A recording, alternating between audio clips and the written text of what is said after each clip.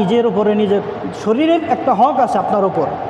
আপনি শুধু সারা রাত জেগে ইবাদত করবেন, সারা বছর রোজা রাখবেন, আপনার দেহকে কষ্ট দিবেন, এটা আল্লাহ পাক চান না। নবীজি ফরমান, ইন্না লিরাব্বিকা আলাইকা হাক্কান ওয়া লিনাফসিকা আলাইকা হাক্কান ওয়া লিআহলিকা আলাইকা হাক্কান। নিশ্চয়ই তোমার প্রতি আল্লাহ রাব্বুল আলামিনের প্রতি তোমার হক রয়েছে, তোমার নফসের উপরে তোমার হক রয়েছে, তোমার পরিবারের হক রয়েছে তোমার উপরে। প্রত্যেকটি হকের প্রতি খেয়াল রাখা। নবীজির একজন সাহাবী হযরতে আবু দারদা রাদিয়াল্লাহু তাআলা আনহু, উনি সারা রাত জেগে জেগে তাহাজ্জুদের সালাত আদায় করতেন, সারাদিন রোজা রাখতেন। বুখারী শরীফের বর্ণনা এসেছে, হযরতে সালমান ফারসি রাদিয়াল্লাহু তাআলা আনহু, তিনি আবু দারদা রাদিয়াল্লাহু তাআলার সাথে তার ভ্রাতৃত্ব স্থাপন হয়ে গেল, সুসম্পর্ক হয়ে গেল। তখন পর্দার আয়াত তখনও নাজিল হয় নাই। হযরত আবু দারদা রাদিয়াল্লাহু তাআলা আনহু সালমান ফারসি রাদিয়াল্লাহু তাআলা আনহুকে তার বাড়িতে মেহমান হিসেবে নিয়ে গেলেন, ওনার জন্য খাবার প্রস্তুত করলেন। হযরত সালমান ফারসি রাদিয়াল্লাহু তাআলা আনহু তিনি দেখলেন উম্মুদ দারদা, তার সহধর্মিণী আবু দারদা রাদিয়াল্লাহু তাআলা আনহুর, দেখলেন তার পোশাক অত্যন্ত আলুথালু পোশাক, অর্থাৎ পোশাকের কোনো পরিচ্ছন্নতা নাই, একেবারেই মলিন অবস্থা। তিনি দেখে জিজ্ঞাসা করলেন উম্মুদ দারদাকে, তখনও পর্দার আয়াত নাজিল হয় নাই, যে আপনার এই অবস্থা কেন? প্রত্যেক স্ত্রী তো স্বামীর জন্য পরিপাটি থাকে, সৌন্দর্য অবলম্বন করে, কিন্তু আপনার যে অবস্থা দেখতেছি আপনি একেবারেই বেহাল অবস্থা। উম্মুদ দারদা তিনি বললেন, আপনার ভাই আবু দারদা, তার দুনিয়ার কোনো প্রয়োজন নাই, সে আমার দিকে ফিরেও তাকায় না, সে সারাদিন রোজা রাখে আর রাত্রিবেলা সারা রাত দাঁড়ায় দাঁড়ায় নামাজ পড়ে। স্ত্রী কোথায়, সংসার কোথায়, এগুলি তার কোনো খেয়াল নেই, এগুলির ব্যাপারে তার একেবারেই সে উদাসীন। সালমান ফারসি রাদিয়াল্লাহু তাআলা আনহুর জন্য মেহমানদারির আয়োজন করলেন। সালমান ফারসি রাদিয়াল্লাহু তাআলা বললেন, ভাই আবু দারদা, আপনি আমার সাথে খান, আপনি আমার সাথে খাবারে অংশগ্রহণ করেন। আবু দারদা বলেন, ভাই সালমান ফারসি, আমি তো রোজার নিয়ত করেছি, আপনি খান, আমি রোজা রেখেছি। সালমান ফারসি বললেন যে না, আপনি না খাইলে আমি খাবার নেব না। এরপরে তিনি তার সাথে একসাথে আহার করলেন। আবার রাত্রে যখন ঘুমাইতে গেলেন, আবু দারদা রাদিয়াল্লাহু তাআলা বললেন যে, সালমান ফারসি রাদিয়াল্লাহু তাআলা বললেন যে আপনি বিশ্রাম নেন, আমি এখন থেকে দাঁড়ায় দাঁড়ায় সারা রাত নামাজ পড়ব। সালমান ফারসি রাদিয়াল্লাহু তাআলা বললেন যে না, আপনি এখন ঘুমাবেন। তিনি এক পর্যায়ে ঘুমাইতে রাজি হলেন। কিছুক্ষণ পরে আবার উঠে যেতেছে, বলেন কোথায় যান? কারণ নামাজ পড়বো। বলে না, আরও ঘুমান। এরপরে ঘুমানোর পরে রাত্রি যখন 3 ভাগের 2 ভাগ অতিবাহিত হয়ে গেল, ওই সময় হযরতে সালমান ফারসি রাদিয়াল্লাহু তাআলা আনহু আবু দারদা রাদিয়াল্লাহু তাআলাকে ডাকলেন যে ভাই উঠেন। এরপরে দুইজনে কিয়ামুল লাইল করলেন, তাহাজ্জুদের সালাত আদায় করলেন। সকালবেলা আবু দারদা রাদিয়াল্লাহু তাআলা আনহু তিনি সালমান ফারসি রাদিয়াল্লাহু তাআলা আনহুকে নিয়ে আল্লাহ রাসূলের দরবারে চলে আসলেন। ইয়া রাসূলুল্লাহ, ইয়া হাবিবাল্লাহ, আমি তো এইভাবে আমি সারা বছর রোজা রাখি, সারা রাত আমি দাঁড়ায় নফল নামাজ পড়ি, কিন্তু সালমান ফারসি রাদিয়াল্লাহু তাআলা আনহু তিনি আমাকে রোজা বলেছেন যে মাঝে মাঝে রোজা রাখবা, মাঝে মাঝে শরীরের হক আছে তোমার উপরে, মাঝে মাঝে রোজা ভাঙবা, রাতের কিছু অংশ ঘুমাবা, কিছু অংশ তুমি কিয়ামুল লাইল করবা, নামাজ আদায় করবা। এটি তোমার জন্য শরীরের উপরে তোমার হক। তোমার স্ত্রী তোমার উপরে হক আছে, স্ত্রীকে সময় দিতে হবে, স্ত্রীর কাছে যেতে হবে, মাঝে মধ্যে আবার দুনিয়াবি ব্যস্ততাও থাকবে। ইয়া রাসূলুল্লাহ, তিনি আমাকে কথা বলেছেন। নবীজি বললেন, সাদাকা সালমান, সালমান রাদিয়াল্লাহু তাআলা আনহু, সালমান ফারসি রাদিয়াল্লাহু তাআলা তিনি সত্য কথা বলেছেন। এটাই সঠিক যে তুমি তোমার নিজের উপরে তোমার হক আছে, তোমার স্ত্রী তোমার উপরে হক আছে, তোমার শরীর তোমার উপরে হক আছে, যে তুমি শরীর নষ্ট করে ফেলবা, তুমি নিজের একটা হাত কেটে ফেলবা, একটা অঙ্গহানি করবা, সুইসাইড করবা, এটার অধিকার ইসলাম তোমাকে দেয় নাই। তোমার জীবন তোমার অঙ্গ প্রত্যঙ্গ, তোমার দৃষ্টিশক্তি, তোমার জবান, প্রত্যেকটা জিনিস আল্লাহর তরফ থেকে আল্লাহ তোমার জন্য এটি আমানত হিসেবে আল্লাহ পাক তোমাকে দিয়েছেন। অতএব এগুলি রক্ষণাবেক্ষণ করা, সঠিক ব্যবহার করা, এটি তোমার জন্য এটি তোমার জন্য, তোমার শরীরের ওপরে তোমার হক। অতএব শরীরকে একাধারে লাগাতার রোজা রেখে সারা রাত জেগে নামাজ পড়ে শরীরকে কষ্ট দেওয়া, এটি ইসলাম সমর্থন করে না। তো দেখা যায়, আমরা অনেকেই দেখা যায় সম্পদের জন্য, অর্থের জন্য, দুনিয়াতে পদ পজিশনের জন্য একটা সময় দেখা যায় অনেক পরিশ্রম করে মানুষ, স্বাস্থ্যের দিকে তাকায় না টাকার জন্য। আবার আরেকটা বয়স এমন হয়ে যায় যখন সম্পদ থাকে কিন্তু তখন স্বাস্থ্যের গুরুত্বটা বেশি হয়ে যায়, তখন আবার এই স্বাস্থ্য রক্ষার জন্য তার অর্জিত সম্পদগুলি এগুলি আবার ডাক্তারে দিয়ে দেয়। অর্থাৎ প্রথম জীবনে সে সম্পদের জন্য স্বাস্থ্য নষ্ট করে, আবার শেষ জীবনে যায় স্বাস্থ্য রক্ষার জন্য সম্পদ নষ্ট করে।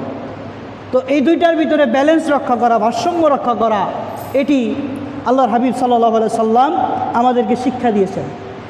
এরপরে বান্দার প্রতি ইনসাফ, অর্থাৎ মালিক তার মনিব তার কর্মচারীদের উপরে ইনসাফ করবে। ডাক্তার তার ডাক্তারি পেশায় সে যদি তার যেই ফায়দা, তার জন্য যে রোগী পেশেন্ট তার কাছে যায়, সে যদি বলে যে না তুমি আমার ক্লিনিক আইসো, আমি ওখানে সেবা দেব।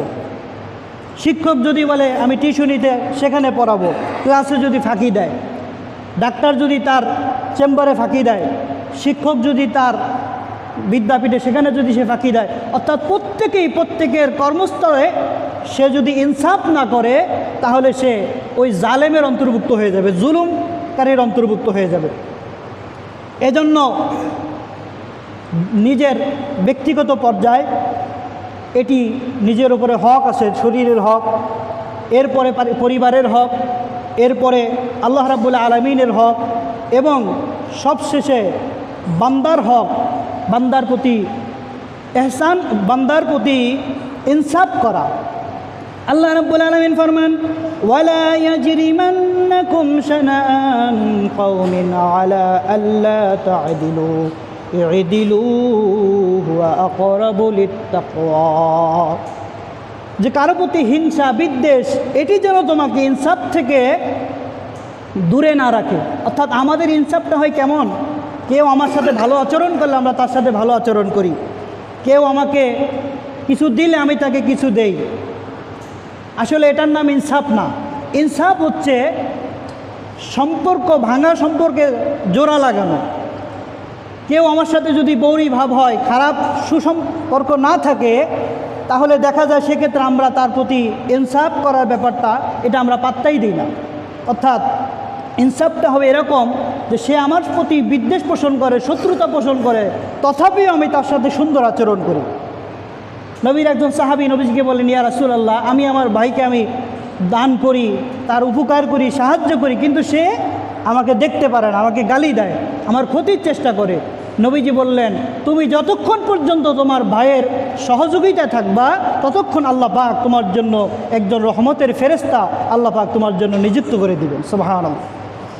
তো এক্ষেত্রে নবীজি সৎ আচরণ করার শিক্ষা দিলেন। ওয়াল ইহসান, এহসান শব্দটির অর্থ, এটি শাব্দিক অর্থ সদাচরণ, কিন্তু এটি নবীজি শিক্ষা দিয়েছেন আনতা আবুদাল্লাহ কাআন্নাকা তারাহু ফাইল্লাম তাকুন তারাহু ফাইন্নাহু ইয়ারাক, এমনভাবে তুমি আল্লাহর ইবাদত করো যেন আল্লাহকে দেখতেছো, যদি তুমি না দেখো ফাইন্নাহু ইয়ারাক, আল্লাহ দেখতেছেন, এই খেয়াল তোমার ভিতরে রাখো। এটি শুধু নামাজের বেলায় নয়, প্রত্যেকটি ক্ষেত্রে বান্দা এটি চিন্তা করবে যে আমি যে অবস্থায় থাকি না কেন, যে কাজই করি না কেন, আল্লাহ রাব্বুল আলামিন আমাকে সদা সর্বদা আমাকে দেখতেছেন। এই টেন্ডেন্সি, খেয়াল, এটা যখন আসবে তখন মানুষ অটোমেটিকলি গুনাহ থেকে নিজেকে সেভ করতে পারবে। 24 আওয়ার্স, 24টা ঘন্টা মানুষের এই অনুভূতি যখন আসবে তখন তার ভিতরে আল্লাহ রাব্বুল আলামিনের ভয় সৃষ্টি হবে। তারপর আল্লাহ রাব্বুল আলামিন ও ইতাইদিল কুরবা, এবং নিকটাত্মীয়দের প্রতি সুন্দর আচরণ করার নির্দেশ দেন। দেখবেন সমস্ত ঝামেলা নিজের ছেলে, নিজের স্ত্রী, নিজের পরিবার, ভাই, এই কাছের লোকদের সাথে হয়, দূরের অপরিচিত লোকের সাথে কিন্তু সমস্যা তেমন একটা হয় না।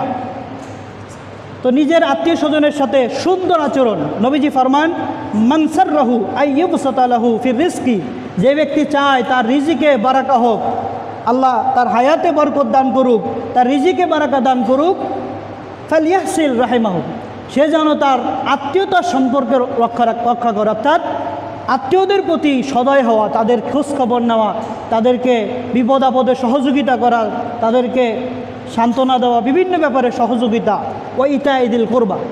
এজন্য দেখা যায় অচেনা মানুষের সাথে আমরা সুন্দর আচরণ করি, গাড়ি ভাড়াটা দিয়ে দেই, কিন্তু দেখা যায় নিজের ভাই, নিজের সন্তান, তাদের সাথে আমরা অনেক ক্ষেত্রে একটু মনোমালিন্য হলে তাদের খোঁজখবর নেই না। তো নবীজি ফরমান, তোমরা যদি চাও তোমাদের রিজিক বাড়ায় দেওয়া হোক, তোমাদের হায়াতে বরাকা হোক, তাহলে সে যেন তার আত্মীয়তার বন্ধন এটা যাতে সুদৃঢ় করে। আল্লাহ রাব্বুল আলামিন ন্যায় প্রতিষ্ঠা করা, ইহসান এবং আত্মীয়তার সম্পর্কের প্রতি সঠিকভাবে সদাচরণ করা তৌফিক আল্লাহ আমাদের দান করে। সকলে বলি আমিন। উড়ে যাও রে বাংলার হাওয়া, যাও রে উড়ে মদিনা, আমাদের দরুদ পৌঁছে দিও নবীজির পাক রওজায়। আল্লাহুম্মা সাল্লি আলা সাইয়্যিদিনা মাওলানা মুহাম্মদ ওয়া আলা আলি সাইয়্যিদিনা মাওলানা মুহাম্মদ। বালাগাল উলা বিকামালিহি কাশাফাদ দুজা বিজামালিহি হাসনাতু জামিউ খিসালিহি সাল্লু আলাইহি ওয়া আলিহি আল্লাহুম্মা সাল্লি ওয়া সাল্লিম ওয়া বারিক আলাইহি। মহান রব্বুল ইজ্জত, মালিকুল মুলক, বিশ্বজাহানের মালিক, প্রতিপালক আল্লাহ জাল্লা শানুহু আম্মা নওয়ালহুর শাহী আলীশান দরবারে অগণিত সুজুদ কালেমাতুশ শুকুর আদায় করছি যে আল্লাহ রাব্বুল আলামিন সৈয়দুল আইয়াম, হজ্জুল গুরাবা ওয়াল মাসাকিন, সপ্তাহের শ্রেষ্ঠ দিন, গরিব মিসকিনের হজের দিন, মুসলমানদের সাপ্তাহিক ঈদের দিন, খুশির দিন, আল্লাহ রাব্বুল আলামিন পবিত্র জুমার সালাত আদায়ের লক্ষ্যে আমাদের সকলকে জুমার মসজিদে আসার সুযোগ করে দিলেন, তৌফিক আনায়াত করলেন। মহব্বতের সাথে শুকরিয়া আদায় করে সকলে বলুন আলহামদুলিল্লাহ। অগণিত দরুদ ও সালাম আকায়ে মাওলা তাজিদারে মদিনা মুহাম্মদ মুজতবা মুহাম্মদ মুস্তাফা সাল্লাল্লাহু তাআলা আলাইহি ওয়াসাল্লাম নুরানি রওজা মুবারকে সকল আউলিয়া একরামদের প্রতি সালাম। সম্মানিত মুআজ্জাজ মুহতারাম হযরত মুসাল্লিন একরাম, দিনদার ইমানদার পরহেজগার মুত্তাকিন মুমিন মুসলমান ভাইরা, যুবক ভাইরা, কিশোর কচি কাচারা যারা এসেছেন, সকলের প্রতি আন্তরিক মোবারকবাদ, সালাম। আসসালামু আলাইকুম ওয়া রাহমাতুল্লাহি ওয়া বারাকাতুহু। আল্লাহ রাব্বুল আলামিন গোটা বিশ্ববাসীর জন্য, গোটা মানব জাতির জন্য একটি মিশন কালামে হাকিমের মাধ্যমে আমাদেরকে দান করেছেন। গোটা বিশ্ববাসীর জন্য আল্লাহ পাক যে কোরআনুল কারীমের যে কর্মসূচি, যে দাওয়াত, যে শিক্ষা, এই সমস্ত শিক্ষাগুলিকে আল্লাহ রাব্বুল আলামিন ছোট্ট একটা আয়াতে কারিমার ভিতরে এটি বর্ণনা করেছেন। যে আয়াতে কারিমাটি আমরা সবাই কম বেশি প্রত্যেক জুমাতে আমরা শুনি। ইসলামের প্রথম যিনি মুজাদ্দিদ যাকে বলা হয়, ওমর ইবনুল আব্দুল আজিজ রহমতুল্লাহি আলাই, 1300 বৎসর পূর্বে তিনি জুমার খুতবাতে, যেটি খুতবায় সানি খুতবা আমরা বলি, এর শেষ অংশে একটি আয়াতে কারিমা যুক্ত করেছেন, যেটি 1300 বছর ধরে পৃথিবীর যে প্রান্তেই হোক না কেন সমস্ত প্রান্তে প্রত্যেক জুমার সালাতে খতিব সাহেবগণ এই আয়াতে কারিমাটি তেলাওয়াত করেন। ইন্নাল্লাহা ইয়া'মুরু বিল আদলি ওয়াল ইহসানি ওয়া ইতা'i যিল কুরবা ওয়া ইয়ানহা আনিল ফাহশাই ওয়াল মুনকার ওয়াল বাগই ইয়া'iদুকুম লা'আল্লাকুম তাযাক্কারুন। এই আয়াতে কারিম আমরা সকলেই শুনি। এটি এমন একটি আয়াতে কারিমা যার ভিতর আল্লাহ রাব্বুল আলামিন প্রত্যেকটি নির্দেশনা, প্রত্যেকটি আদেশ নিষেধ, প্রতিটি বিষয়কে আল্লাহ রাব্বুল আলামিন এই আয়াতে কারিমার ভিতরে সমন্বয় করেছেন। বলে সুবহানাল্লাহ। আল্লাহ রাব্বুল আলামিন এই আয়াতে কারিমার ভিতরে 3টি বিষয় আমাদেরকে নির্দেশ করেছেন, আদেশ করেছেন, আর 3টি বিষয় থেকে আমাদেরকে নিষেধ করেছেন, বারণ করেছেন। ইন্নাল্লাহা ইয়া'মুরু বিল আদল ওয়াল ইহসান ওয়া ইতা'i যিল কুরবা। নিশ্চয় আল্লাহ রাব্বুল আলামিন নির্দেশ দান করেন ইনসাফ, আদল, ন্যায় বিচার প্রতিষ্ঠা করা, ওয়াল ইহসান সদাচরণ করা, ওয়া ইতা'i যিল কুরবা এবং নিকটাত্মীয়দের সঙ্গে আত্মীয়তার বন্ধন রক্ষা করা, ওয়া ইয়ানহা এবং নিষেধ করেন আনিল ফাহশা সকল প্রকার অশ্লীলতা, ফাহেসা কার্যকলাপ থেকে, ওয়াল মুনকার সকল অন্যায় পাপাচার থেকে, ওয়াল বাগি এবং সকল ধরনের অবাধ্যতা থেকে আল্লাহ পাক নিষেধ করেন। ইয়া'iযুকুম লা'আল্লাকুম তাযাক্কারুন।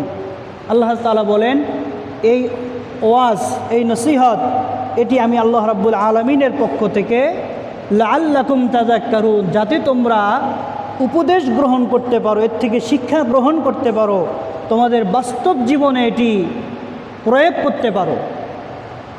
যেই ওয়াজ, যেই আলোচনা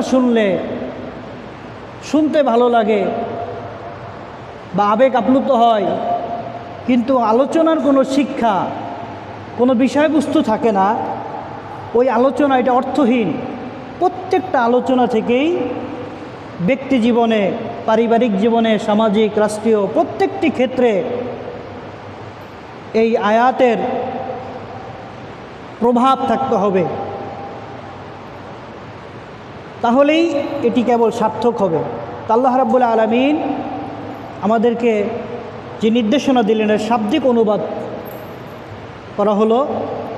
এই আয়াতে কারিমার ফজিলত, ব্যাপকতা এত বেশি যে এটি সারা পৃথিবীর মানুষের জন্য, এটি জুমার খুতবায়, সানি খুতবার ভিতরে খতিব সাহেবগণ এই আয়াত তেলাওয়াত করেন। হজরতে আকসাম ইবনে সাইফি, তিনি মুসলমান তখনও হন নাই। তিনি চিন্তা করলেন, তিনি একজন জ্ঞানী, বুদ্ধিমান, বিচক্ষণ মানুষ। চিন্তা করলেন যে আল্লাহর হাবিব সাল্লাল্লাহু আলাইহি সাল্লাম তিনি যে দ্বীনের দাওয়াত দিতেছেন, তার সত্যতা, তার মিশন, তিনি কে, তার পরিচিতি, এটি জানার জন্য তিনি আগ্রহ প্রকাশ করলেন। তিনি 2 জন প্রতিনিধিকে পাঠালেন যে তোমরা যাও, তোমরা গিয়ে হজরত মুহাম্মদ সাল্লাল্লাহু আলাইহি ওয়াসাল্লামের কাছে যাবে এবং তার সম্পর্কে, তার দ্বীনের দাওয়াত, তার মিশন কি, তিনি কে, তার পরিচিতি আমাকে বলবে। হজরতে আকসাম ইবনে সাইফি 2 জন প্রতিনিধি পাঠালেন। ওনারা আল্লাহর হাবিব রাহমাতুল্লিল আলামিন নবীজির দরবারে আসলো। তারা প্রশ্ন করলেন, মান আনতা ওয়া মা আনতা। সংক্ষেপে জিজ্ঞাসা করলেন, আপনি কে, ওয়া মা আনতা, এবং আপনি কি। অর্থাৎ আমাদেরকে যদি কেউ জিজ্ঞেস করে আপনি কে, তখন আমরা বলি আমি অমুকের পুত্র অমুক, আমার পরিচয় জানতে চাইছি। আমি কি, অর্থাৎ আমি আমার পেশা সম্পর্কে বলি আমি শিক্ষক, আমি ডাক্তার, আমি ইমাম, ইত্যাদি ইত্যাদি। তো আল্লাহর হাবিব সাল্লাল্লাহু আলাইহি সাল্লাম তিনি উত্তর দিলেন, আনা মুহাম্মদ ইবনে আবদুল্লাহ, আমি মুহাম্মদ ইবনে আবদুল্লাহ। এবং আপনি কি? অমা আনতা, নবীজি বললেন আনা রাসূলুল্লাহ সাল্লাল্লাহু আলাইহি সাল্লাম। নবীজি পরিচয় দিলেন, আমি আল্লাহর রসুল। আপনার দায়িত্ব কি? আপনার মিশন কি? আপনার লক্ষ্যবস্তু কি? তিনি আয়াতে কারিমা তেলাওয়াত করলেন, ইন্নাল্লাহা ইয়া'মুরু বিল আদলি ওয়াল ইহসানি ওয়া ইতা'i যিল কুরবা ওয়া ইয়ানহা আনিল ফাহশাই ওয়াল মুনকার ওয়াল বাগই ইয়া'iযুকুম লাআল্লাকুম তাযাক্কারুন। নিশ্চয়ই আল্লাহ রাব্বুল আলামিন ইনসাফ শিক্ষা দেন, ইহসান শিক্ষা দেন, আত্মীয়দের সঙ্গে সুন্দর আচরণের শিক্ষা দেন, নির্দেশ করেন, এবং সকল প্রকার ফাহেসা, অন্যায়, অশ্লীলতা, অবাধ্যতা থেকে আল্লাহ রাব্বুল আলামিন নিষেধ করেন। এই আয়াতে কারিমা যখন আকসাম ইবনে সাইফি তার নিকট বলা হলো যে আল্লাহর হাবিব সাল্লাল্লাহু আলাইহি সাল্লাম সংক্ষেপে এ কথাটুকু বলেছেন, তিনি বিচক্ষণ মানুষ, এটা শোনা মাত্রই তিনি বলে ফেললেন যে এটি কোনো সাধারণ মানুষের কোনো লক্ষ্য হতে পারে না, এটি অবশ্যই আল্লাহ রাব্বুল আলামিনের পক্ষ থেকে, স্রষ্টার পক্ষ থেকে এটি নাজিলকৃত আয়াত। তিনি এর পরবর্তীতে তিনি কালেমা পড়ে মুসলমান হয়ে গেলেন। সুবহানাল্লাহ। এখন এই আয়াতে কারিম আমরা শুনি, কিন্তু আসলে বাস্তবতায় আমরা বুঝার মতো অনেকে ক্যাপাসিটি আমাদের কম, বা বুঝলেও সেভাবে আমরা এটাকে গ্রহণ করি না। আল্লাহ রাব্বুল আলামিন এই আয়াতে কারিমার অংশে সর্বপ্রথম যে নির্দেশনা দিলেন, ইয়া'মুরু বিল আদল। আদল শব্দটির অর্থ হচ্ছে ইনসাফ করা, ন্যায় বিচার করা। এখন ইনসাফ, আদল আমরা অনেকে মনে করি এটি রাষ্ট্রের ব্যাপার, এটি বিচার বিভাগের ব্যাপার, রাষ্ট্রের ইনসাফ প্রতিষ্ঠা করা এটি তাদের কাজ, এটি আমাদের কাজ নয়। কিন্তু আল্লাহর হাবিব সাল্লাল্লাহু আলাইহি সাল্লাম এই আদল শব্দটার ব্যাপক অর্থ করেছেন, অর্থাৎ নিজের সাথে নিজের অধিকার, নিজের হক, নিজের শরীরের উপরে নিজের হক আছে, নিজের পরিবার পরিজনদের উপরে নিজের হক আছে, আল্লাহ রাব্বুল আলামিনের হক আছে বান্দার উপরে। অর্থাৎ আল্লাহ তাআলার হক, বান্দার হক, নিজের শরীরের হক, প্রত্যেকটি বিষয় ন্যায় বিচার করা, ইনসাফ করা আল্লাহ রাব্বুল আলামিন শিক্ষা দিয়েছেন। সবচেয়ে বড় হক হচ্ছে আল্লাহ রাব্বুল আলামিনের হক। আল্লাহ রাব্বুল আলামিনের হক হচ্ছে বান্দা আল্লাহ রাব্বুল আলামিনের সাথে কোনো কিছুর অংশীদার স্থাপন করবে না। কেননা সবচেয়ে বড় জুলুম, ইন্না শিরকা লা যুলমুন আযীম, আল্লাহ রাব্বুল আলামিন ফরমান, নিশ্চয় শিরক হচ্ছে সবচাইতে বড় জুলুম, সবচাইতে বড় অন্যায়। ইন্নাল্লাহা লা ইয়াগফিরু আন ইউশরাকা বিহি ওয়া ইয়াগফিরু মা দুনা যালিকা লিমান ইয়াশা। আল্লাহ রাব্বুল আলামিন সমস্ত গুনাহ, অন্যায় আল্লাহ পাক মাফ করে দিবেন, শুধুমাত্র শিরকের অন্যায় গুনাহ আল্লাহ রাব্বুল আলামিন মাফ করবেন না। এজন্য ইবাদতের ক্ষেত্রে, রুবুবিয়াতের ক্ষেত্রে, সাহায্য প্রার্থনার ক্ষেত্রে, আস্থা, রিজিক দাতা হিসেবে আল্লাহ রাব্বুল আলামিনের প্রতি পরিপূর্ণ আস্থা, ঈমান, এটি স্থাপন করাই হচ্ছে আল্লাহ রাব্বুল আলামিনের সাথে, আল্লাহ রাব্বুল আলামিনের হকের ব্যাপারে ইনসাফ করা। আল্লাহর নবী সাল্লাল্লাহু আলাইহি ওয়াসাল্লাম আল্লাহ তাআলার হক সম্পর্কে আমাদেরকে শিক্ষা দিলেন। এরপরে বান্দা